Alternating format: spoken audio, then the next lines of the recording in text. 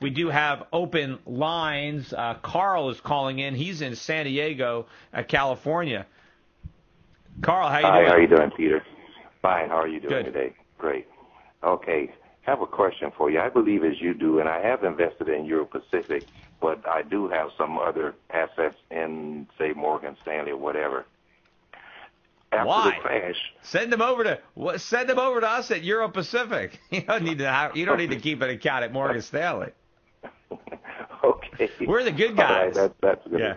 Okay, I understand. You're over at the dark side. But, come over. Come over with the Jedis. Yeah. You're hanging out with the Siths over there. Okay. All right, go ahead. Okay, the question is, after the crash, which I believe is going to happen, how would you recover your assets from that type of company? Well, what do you mean by recover? You lost me here. I mean. Oh, okay. Say, for example, you have money in Microsoft or whatever, and Morgan Stanley, the whole thing crashes, and you say, okay, well, I want to cash out my money in Microsoft. They might be out of business. Well, you mean Microsoft? I don't think Microsoft's going to go out of business. You mean Morgan Stanley? No. Yeah. Well, I don't think the government is going to let. I think we've already established the precedent that the government's not going to let Morgan Stanley go out of business. They are too big to fail, right? So they are. I do not believe that they will go out of business. I don't believe that your brokerage account is going to be at risk. I think it's at risk if it's in cash and bonds and things that could be wiped out through inflation. But if you own stock in Microsoft, I don't think that you're going to lose that ownership, even if Morgan Stanley did go out of business, which I don't think it will. But if you are concerned, and there are some people that are concerned, then don't own your Morgan Stanley stock or don't own your Microsoft stock on margin.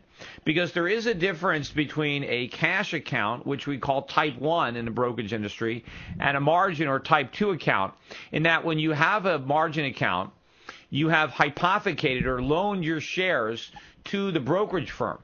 Now, that's like, now you're a creditor of the brokerage firm, and theoretically, if they go bankrupt, you might not get your shares back. Now, I think everybody will get their stock back. I think it would happen anyway. But if you want to make extra sure, then just keep your shares in a cash account. Now, some people actually ask for their certificates to be delivered because they don't even want to trust, keeping them in street name.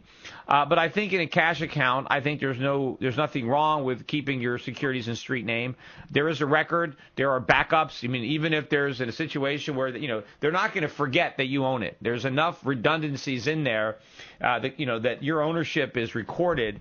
And so I don't think you have to worry. There are some people that are worried about Y2K, that, the computers would go down and nobody will know who owns what. But some people who are extra paranoid, actually get a certificate, a paper certificate. Now, I know there are a lot of stocks now that don't even have paper certificates. They're all kind of book entry, computer. But, again, and another way around that is close your Morgan Stanley account. We'll send you out the ACAT forms, and you can transfer it all over to Euro Pacific Capital.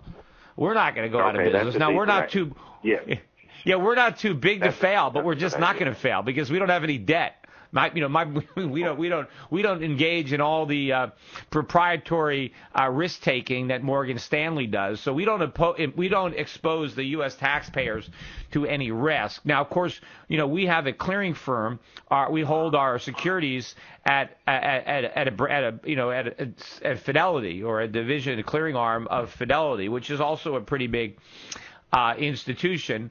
But I think that they have a better balance sheet, and I think they have a lot less risk than companies like Morgan Stanley. But, Carl, appreciate your business. Thank you for the call. David calling in from Chicago.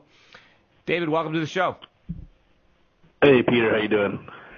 Good. I got a question with how do you deal? I work in accounting, finance, at a multi-million corporation and everything, and when you talk about,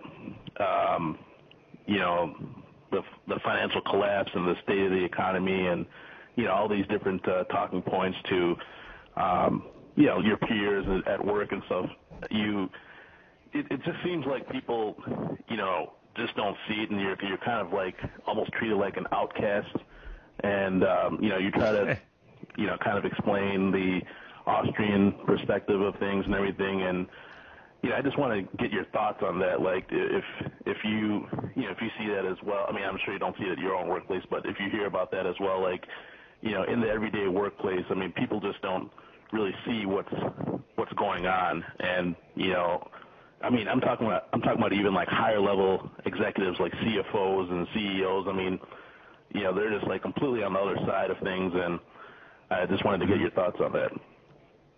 Well, that's always going to be the case if you have an opinion that's outside the mainstream or maybe is going to be unpopular, because the consensus or the impetus for people is to think in a certain way. People want to be optimistic. They want to feel that things are going to get better. They don't necessarily want to hear the pessimistic point of view, even if it's based on reality. They'd rather live in fantasy. And there is a popular culture. People tend to think like a group think.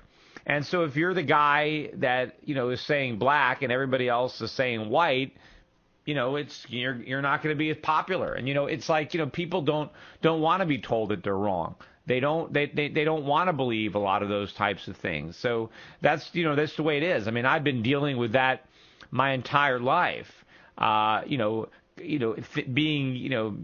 Being usually in a minority opinion about something, particularly when it comes to investment. So maybe not my whole life, but most of my investment career, I've thought outside the box. I've been a contrarian, and the contrarians are going to get into a lot of arguments. If you're looking to make friends and be accepted, right? You just go along with everybody. But if you're, the cog in the machine, then, you're obviously going to have a tougher time. I mean, what if you're at a point at a level where, you're making big financial decisions for a company and everything, and you're kind of basing it on your knowledge and everything, but everyone else on the other side is just, I guess, like you said, I mean, I feel for you. And in fact, I know I've talked to a lot of people who are in a position where they manage money or make decisions for larger pensions or endowments, and they're guided by a prudent man type principle where they have to do or they have to invest in ways that the conventional wisdom says are appropriate, even if they disagree with it.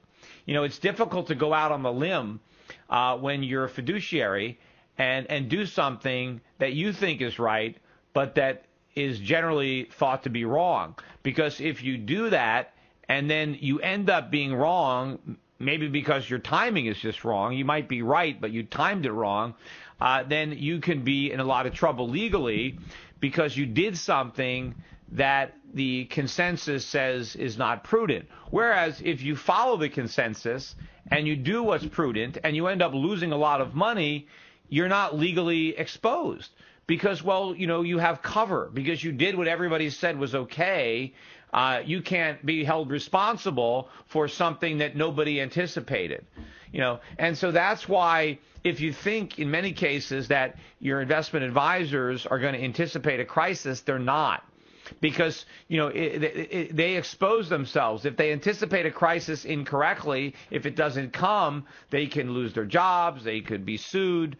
But if they don't anticipate it and you get wiped out, as long as nobody else anticipated it or only those few fringe players outside the mainstream anticipated, well, then they don't have to worry about anything because they're not going to be held responsible because, after all, there's nothing they could have done. They couldn't have possibly known any better. They did what was generally accepted as being prudent, and the fact that the general wisdom was wrong just means that you're SOL as a client, but it means that the advisor is off the hook. So, this is what's going on, and, all over the country. That's why it's hard for me, right, if I try to convince some of these big players to look at the world more my view, even if personally they kind of think, gee, Peter's making some sense, I don't know that I can sell it. I don't know that I can do it. Because of the position it would put me in. Meanwhile, it's not my money. So I'm just going to do what I have to do. Maybe with my own money, I'll follow Peter's advice because it makes sense. But with the billions of dollars I'm entrusted to advise on, there I'm just going to do the plain vanilla cookie cutter stuff because then I limit my exposure legally, and I'm not going to get fired for doing what everybody else says that I should do.